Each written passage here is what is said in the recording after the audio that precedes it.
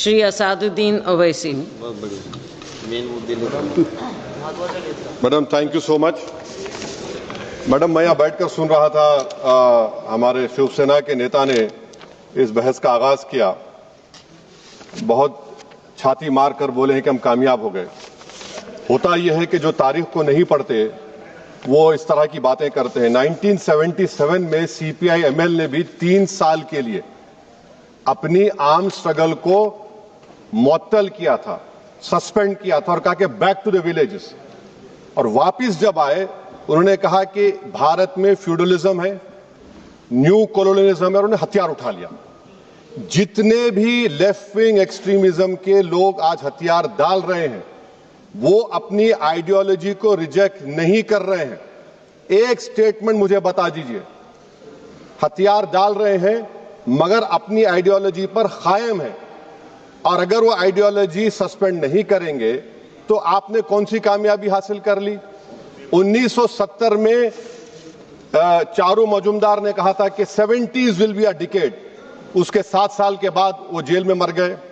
फिर 2004 में people's war group MCC मिला दिया गया, सीपीआई माओइस्ट बन गया, और उन्होंने कहा कि 2050 तक हम न्यू डेमोक्रेसी रिवॉल्यूशन लाएंगे।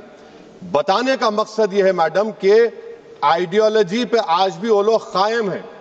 मैं 55 दिन हैदराबाद की उस वक्त की मुशीराबाद जेल में था, किसी का मेहमान था, एक कमरे में मुझे रखा गया। मैं 20 दिन पटेल सुधाकर रेड्डी से बात करता था, और पटेल सुधाकर रेड्डी कौन है? जो नक्सलाइट्स को जानते हैं। 98 में वो मुझसे पूछता था कि गैट के बारे में तुम्हारी राय क्या है।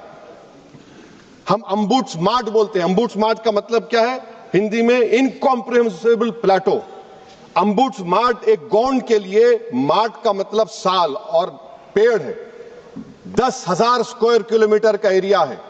नक्सलाइट खत्म हो गए, लेफ्ट विंग एक्सट्रीम खत्म हो गया। अब क्या हो गया कि ना माओइस्ट है ना गवर्नेंस है, कोई नहीं है वहां पर। क्या होगा बताइए आप? मैडम, और एक चीज मैं आपको बताना चाह रहा हूं कि ये 70% मिलिट्री विक्ट्री है, और जो चीजें जो उनको ड्राइव करती थी, और ये सरकार समझ नहीं रही है, इस देश में सबसे बड़ा पॉपुलेशन नौजवानों का है।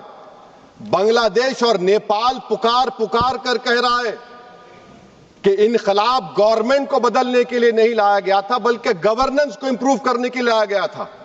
अगर गवर्नेंस इंप्रूव नहीं होगा तो खुदा ना खास्ता जो हम चीज नहीं चाहते वो ना दोहराया जाए। और एक एक्रोनिम है madam, IFTTT, if this then what. Civil administration कहां है हमारा? Relief rehabilitation. मुझे अफसोस है कि तेलंगाना की बात ही नहीं की तेलंगाना के एमपीज। आज तेलंगाना के रिलीफ रिहेबिलिटेशन को MHA एक्सेप्ट करता है, और वो क्या कहता है कि Andhra Pradesh Telangana surrendered Maoist relief and rehabilitation policy 2025। Madam, आप बिलीव कर सकते हैं कि ट्रेवोर असॉल्ट राइफल इजरायली मिला, 1 मिनट में 30 से 70 लोगों को मार सकते। कहां से आया ये ट्रेवोर असॉल्ट राइफल? और सरेंडर्ड ये मेरा मानना है कि टैक्टिकल रिट्रीट है, ये कोई हमेशा के लिए नहीं है। टैक्टिकल रिट्रीट है जो 77 में किया था। और मैं मैडम प्लीज 1-2 मिनट दीजिए, और मैं बताना चाह रहा हूं मैडम, AP ओडिशा बॉर्डर को हम कहते हैं कट ऑफ एरिया। आयरॉनिकल है, कट ऑफ एरिया बोलते हैं उसको। मिनरल वेल्थ से क्या ट्राइबल को फायदा होगा? 5th शेड्यूल और बेटर गवर्नेंस से फायदा होगा। अगर नहीं होगा तो पैसा और FRA से फायदा होगा, नहीं होगा तो फिर ट्राइबल रबर हथियार उठा लेंगे। ये आप सोच कर चलिए। और आखिर में मैडम, मैं गवर्नमेंट से पूछना चाह रहा हूं कि right wing extremism will lead to extreme left wing extremism, and I want to know, a symbolic post has been given to a tribal, but what about grassroots leadership of tribals from mandal, zilla parishad to MLA? That is not being there.